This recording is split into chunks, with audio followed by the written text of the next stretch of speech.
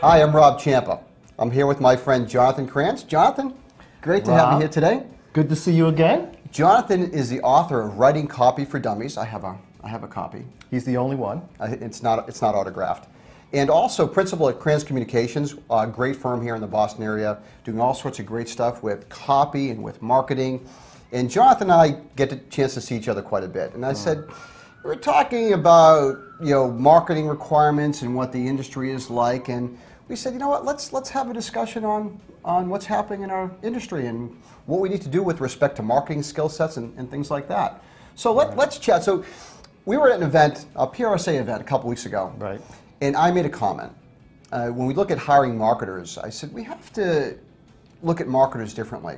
And I said, you know what, I wouldn't hire a marketer who didn't have an active Twitter stream or a blog. And Jonathan's like, hey, Rob, I'm not sure I agree with that. So let's chat. Actually, Jonathan, okay, I was blunter than that. I said, well, I would hire somebody, regardless of their status, regarding having a blog or having a Twitter stream, because two reasons. One, I'm not sure that having either of those things really is indicative of an effective marketing mindset, for one. And number two, I'm not sure that not having them means that you're out of the loop. For example, I think it's very possible to have an outstanding blog strategy without even having a blog.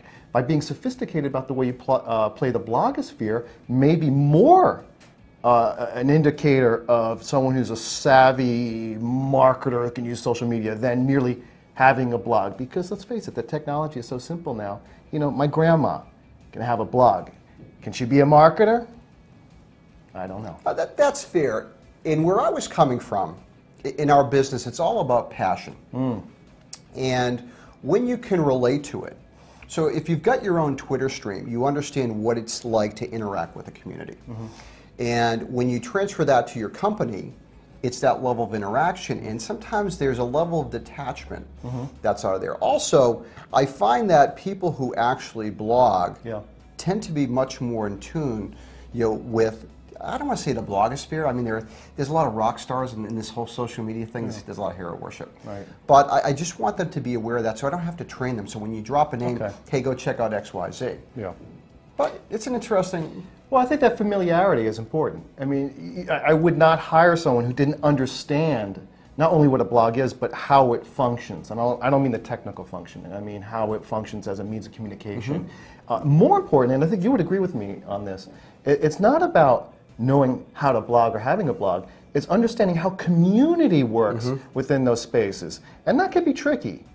It can be tricky, and we both, I'm sure, could share war stories about how people have gone terribly wrong and misused blogging, LinkedIn, their Twitter streams, etc., and ended up with omelets all over their face. And that's fair. So one of the other things that Jonathan and I talk about frequently is there's a lot of, we're both, where we do agree is there's a lot of boring content out there. Tons. It may be bad copy, it may be just terrible video.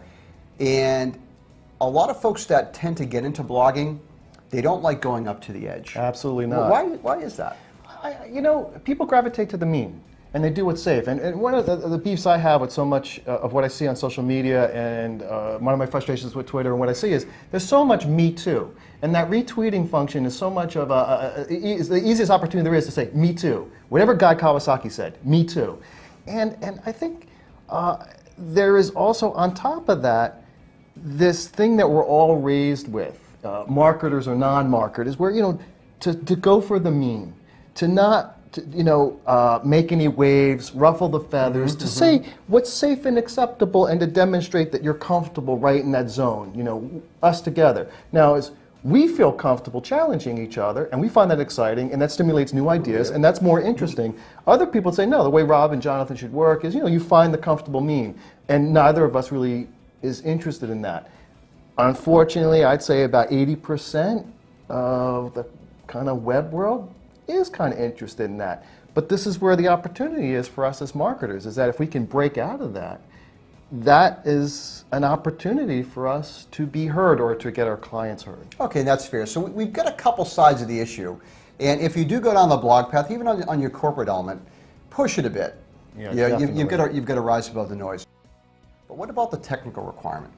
There's, and I'll tell a story. Good. I had somebody working for me, and we, like a lot of marketers, we're going to have this email marketing element. And a lot of people understand email marketing packages. There are some great ones out there: Constant Contact, MailChimp, or the stuff that's embedded within marketing automation systems. Eloqua, Silverpop, or something. Or Marketo. And I had a person say, "Well, I know how to do email marketing, but I don't know this HTML stuff." And when you're using these tools, at least the foundational knowledge of, if you want to call HTML technical, is critical. I mean, what's your take on that? You see a lot of organizations. Do marketers have to be technical? Yes and no. I think what's absolutely critical is you have to be conversant in the technology. I don't have to know how to write HTML. I can't. But I do need to know what the limitations of possibilities are. There's no point in devising a deliverable or campaign that can't be done, but it's also foolish the other way too, is to not leverage the opportunities presented by the technology. There are mistakes the other way. The other thing too is about what I said earlier about being conversant is, I'm not going to work on my own, you're not going to work on your own, you're going to be working with a team of people, and you have to be able to have the conversation with them to articulate what is necessary here. You have to be able to translate what the client wants and needs into something that the entire team can wrap their heads around. So I think that conversance is important. And I want to speak a little bit too about even the more sophisticated technology, which isn't just the, like say apps on the mobile phones. But what about when you get to Eloqua, Unica, I'm probably mispronouncing these things, where you have the campaign management tools that automatically generate offers and content based on consumer behavior, customer behavior. You have to understand, even if you don't know technically how to make it work, you have to understand how the flow works so you can plot your campaign. But then I would say there's a skill set that's super technical, which is say, okay, here's what the tools can do, but how do you use it for maximum advantage? I mean, what are you going to make, what are the true triggers, what's signal to noise, right, that classic stuff. What will you make as an offer when X behavior occurs? I mean, does that answer the kind of your question? Yeah, exactly. And you know me, I take a little bit more of a harsh view. You do. And marketers these days, effective marketers, there's going to be a geek factor. Sorry. When you and I spoke recently, I quote a professor I had in business school, and I took a business law class. And Susan Samuelson was the teacher, and she said, "You're not here to be lawyers. You're here to be great clients of lawyers." And what she meant is you have to know your foundational technologies. And I think with great marketers these days especially, you can, if you know what's in your toolbox, it's not just because you have a bunch of tools. We all know guys that have these great garages and all the tools are lined up and don't use damn thing with them. That's right. But you're great. I think of Norm on This Old House. Exactly. He uses all his stuff. And with marketers, you've got to learn this stuff. And my opinion is that we've got to get into that. And you've got to know your tools, be somewhat geeky. And unfortunately, it's not a 9-to-5 job these days. And you got to spend some nights looking in, doing some online tutorials, or going on YouTube, and finding some of the stuff. But don't you ever find that sometimes some of the most creative stuff comes when people actually have limitations? When instead of having a gigantic toolbox, they have a limited set, and that forces them to think of innovative, creative ways of solving a problem or a marketing problem. I sometimes think that marketers can be overwhelmed by a variety of choices, and I think, well, that's a good problem to have. I'd rather have that problem than the other way around. That's true. But I think you would agree that having all the tools and knowing how to use all the tools doesn't necessarily make you a master carpenter by itself, right? Absolutely, I absolutely agree with that. What about analytics? There's a ton of data now. We can get it from our Apache servers, our web servers, our marketing automation systems, our email systems, Google Analytics, this and that. Do marketers have to know this stuff? Because a lot of them struggle with it. Absolutely, and I think they have to have a comprehensive knowledge of the different sources and types. And I think, too, that it's as much about knowing what analytics to pay attention to and which to ignore. And I think that becomes something that you only gain with experience and trial and error, testing out campaigns, seeing what works, and beginning to understand which numbers are truly relevant and actually indicate a genuine activity and which numbers are just spurious. They look good. But hold on. Sure. looking at doing the testing, do we even have time To test? to even look at the numbers? Yeah. Do we have to, or do we have time to test? You know, I say, damn it, make time. But you know, you speak to a point. In reality, I mean, we grew up, we knew you're supposed to test. How many of our clients will invest in the time to test? And sometimes you almost have to do a kind of a test that the client doesn't even realize you're testing. And that's one of the beauties of the web, is that it's so easy to change pages and change content, and that surreptitiously you are testing, and the client isn't even aware that you have a testing phase, and then you're coming back, and that's where the analytics come back in and saying, hey, you know, this content is attracting more than this content. This content may be attracting more, but conversion rate based on that is lower, so we're going to go back for the lower numbers on views, but we recognize that we're getting a more qualified lead that's converting. I mean, that kind of thing. So there's a kind of subtle, almost an underhanded testing that I think you can do even when the client says, well, there's no budget here for that phase. Yeah, exactly. But you asked another question about who has time to check out the analytics. I mean, I think that if you set it up right, it shouldn't take that much time. I think that you can have reports formatted in such a way that, you know, you give it the brief look through, you know from experience what matters, and you act. I mean, am I wrong? I mean, are you saying something different from your experience? Yeah, I think a lot of marketers, so, you know, between our time blogging, writing copy, doing this, doing shows, blah, blah, blah, and then all of a sudden we have to look at numbers. I think it becomes an issue. Some of us are doing sort of stream analytics, and what we mean by that is if we're doing a campaign, say email for a webinar, rather than do A/B testing in the same one, we'll have different types of email, you know, over a period of weeks, and we cheat that way. But there's another more subtle thing. I was at the Inbound Marketing Summit in New York this week, and Barry Liebert was up, and he was asking, why aren't more people looking at analytics? And people are raising their hands saying, well, you know, it's this and that. It's all the answers were fair. Finally, I raised my hand. I said, you know what? Why can't marketers handle it? And I quoted Jack Nicholson from A Few Good Men. Because you can't handle the truth. And I think sometimes when you look at the numbers, you might not be hitting the levels that you promised. Yeah, it's like, well, our open rate isn't what it is. We didn't get the number of leads that we thought, and if we throw a bunch of vanity numbers, nobody's going to notice. So it's a thing. So, you know what you can do? You always, it's the classic marketer's default. We're building brand. So the numbers are low. Just say we're building awareness, and that, I mean, come on, we've done this for years. I mean, just like a classic thing. You don't see this as often as you used to. I mean, thank God public relations changed. But I remember a day, and some people I still do this, where they say, how do you quantify the value of an article or something that gets picked up in the media? And they say, well, you count the column inches, and then you multiply that by whatever the ad space cost is per inch, and that gives you the comparable value of that hit. And of course, it's absolute utter nonsense. It has nothing to do with how people engage the article. It has nothing to do with impact. But it was this phony kind of analytic, right? A kind of fake way of quantifying something that, if we're all honest, is very intangible. It's the kind of thing where it's like, we don't know which articles work and which don't, but we do know that when you don't do it, bad things happen, and we know that when you do it and you're getting a lot of it, better things happen, right? Well, I'm going to jump all over this brand thing. Okay, good. Go for it. A lot of B-grade marketers, they hide behind the whole brand, brand thing. And I've been in enough startups. Yep. If I get in front of a VC-backed board of directors and said, let's not talk about that for a minute. Let me talk about what we're doing for brand. They'd shoot me in a heartbeat. So it changes ahead. One final area of questions. Sure.